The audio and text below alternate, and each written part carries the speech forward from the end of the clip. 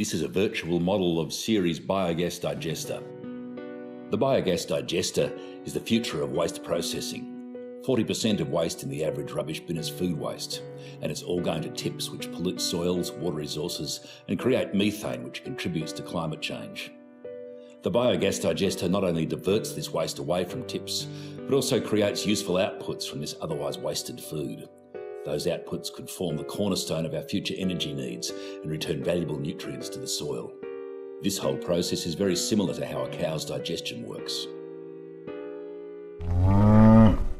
This is the feeding tube for the biogas digester where waste goes.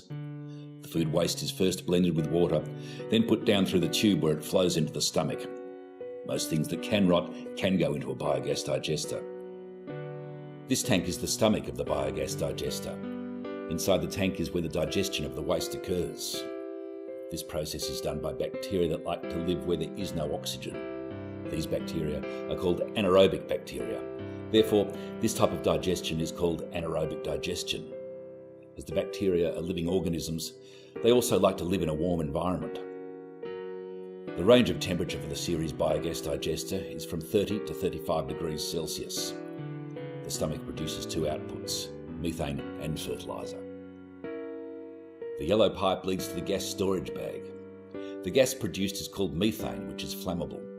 The methane can be used for cooking, or it can be put into a generator that produces electricity. Just 1 kilogram of waste can run a stove for an hour or a light globe for 90 hours. This is the fertiliser storage tank.